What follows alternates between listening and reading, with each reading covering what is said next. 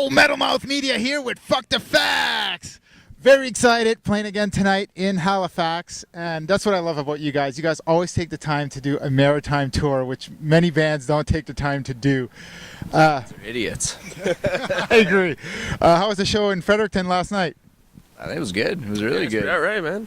Good way to start. Yeah, especially for a Tuesday night. You know, you never know what to expect, right, on those Sunday, Monday, Tuesdays. But yeah, it was really good, man. It was a really cool place. Nice, small little venue. So, you know, it was nice and packed and felt very homey. So you guys have a new EP out, Amal, and you guys calling it an EP, but it has like 8 songs on it. It's almost a full album at this point. Yeah, I know. We're complicated with that shit. We'll have like 6-song albums and 12-song EPs. Yeah, I guess it's more like the time thing. Like, it's only like 17 minutes long, so, you know, so it's shorter than a full-length album. So how was the recording for this album? Like all the recordings, you guys have many albums, a different experience, or you guys have a routine down, it's pretty much the same thing every time, or? I guess it changes a bit from time to time. Actually, I'm trying to remember this time around. We did it at your place again, right? Yeah. So yeah, we usually, like, it's Topon has a studio at his mom's place, and we usually work there. But we always try to do something a bit different production-wise, since we have so much control over what we're doing. So make it a bit more interesting and to try. You guys are kind of a band, like a do-it-yourself kind of band. You guys seems that way anyway. Yeah, I think it's like a lot of it's out of it's a lot of it's out of necessity, though. You know, it's kind of the way we got to do it to make it actually happen. So. You know, when we recorded an album in 2011, that Die Miserable full length, and that was kind of the start of us like recording ourselves more. So since then, like Bill was saying, we record more at like our place that, you know, we jam at now and everything. So yeah, it just kind of makes more sense. It puts more pressure on us in the way that, you know, we don't have anyone else to blame if something's fucked up.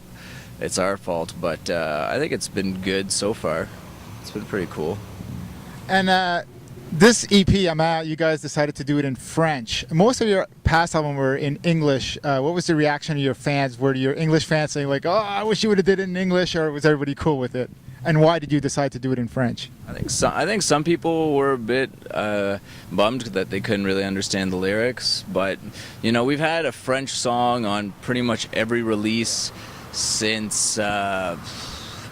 Like, you know, since 2005 at least, if not even earlier. So at least, like, you know, the past like 8 years or something. So it's not really anything new, and it's Mel, like our singer, that decided. You know, French is her, you know, her first language, so it just kind of made sense. And same here, so I really enjoyed the album. Cool, yeah. You know, I always thought it was cool, and like for us, it doesn't make a difference whether she wants to sing in French or English. So she had the idea, and I was like, yeah, go for it. I think it's gonna be really cool. So, you know, it's the kind of vocals. Yeah, unless you're reading along. That's not English. Yeah, maybe you can't really tell because there's a lot of like screaming, you know. So. I really enjoyed the album. It's an awesome album. It looks like it's selling well. I don't know. I seen the picture of Mel where she's getting ready to sing the albums, and it's stacked higher than her. Yeah, you know, we're really lucky. Like we self-released it, and you know, so we're the ones packaging all the albums and mailing them out and everything. And it's always amazing. Like it's like a few releases we've done this way, and it's always amazing to see, like, you know, people that actually buy it from us, you know. And even the digital downloads, like so many people, like especially in this day and age where it's so easy to find things for free online, people are going and they're paying for it. So we get a lot of support from, you know, a lot of really awesome people, and that, you know, we'd be doing it either way, but it makes it so much nicer when people are actually there, you know, rooting you on. And I was looking at your merch table, and that's one thing that's surprising me that's coming back is cassettes. And actually, just a couple weeks ago, the great Sabatini gave me a cassette, and that was my first cassette, my new cassette since the 80s. And my kids were like, "What's that?" And they totally didn't know what it was, and it was hilarious. Is it hard to make? Is like, do actually companies like make those, or is it just this one specific one? Or I guess Topon just sits down at home and dubs every tape. I do. He's just, I do, yeah, I do. That's like you can get them like professionally duplicated, so they'll do it for you. Like if you're smart, that's what you'll do. But we're like stingy in that way that we get like the tapes like cut so that they're all the proper length, and then like I sit at home with my iPod and like and the tape deck, and I just dub every single one, like while I'm like doing the cassette from them, it's very special.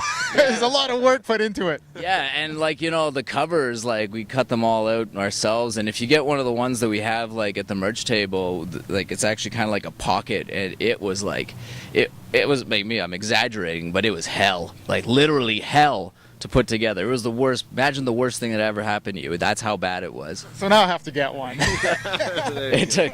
So yeah, I was exaggerating, but it was a lot of work to put it together. But it's cool. Like we really like doing it. It's fun to. It's fun to create, not only make the music, but kind of like get to package it all together. So that's one of the things I enjoy the most about this band is we're really involved in everything. And sometimes it ends up being a lot of work, but I think in the long run it pays off even more because we see everything coming in and we get all the feedback like directly and everything. So. And speaking of the cover and everything, I see Mel did this cover. She did the paintings. So how about you guys? You guys do art too and stuff, painting and drawings and stuff? not much, no. No. He does comics. I do. I draw horrible comics, like very well. No, yeah, they're horrible, and I don't really do it. Like once in a while. Yeah, I think we've all doodled a little bit here and there. And you guys also had a video, L'Enclume et le Marteau.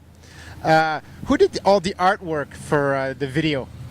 It's this guy named Phil Osborne. He's done like a video. He did a video for another friend of ours that I thought was really cool, so we contacted him and he was up to doing it, and I think he did an awesome job. And he's not into like this kind of music at all. Like he's not into it. He just is not familiar with the scene. So it was really interesting to see him kind of, because we just gave him, like I sent him the lyrics, we sent him the song, we discussed very briefly like a few little things, but really he had like carte blanche to do whatever he wanted. And the first thing we saw, I was like, whoa, this is weird. I was like, maybe this is too weird. And then like the more I thought about it, I was like, maybe this is awesome that this is weird and I'm not comfortable with it. So we kind of kept going with it, and the final product, like I think is really cool. It's not your typical death metal or grindcore video at all, and that's what I enjoy about it. It's so original, so it made it really cool. Yeah, for sure, man. He did an awesome job. Well, thanks for taking the time for the interview. A pleasure as always, and I can't wait for the show tonight. This is Metal Mouth Media with Fuck the Facts. Yeah!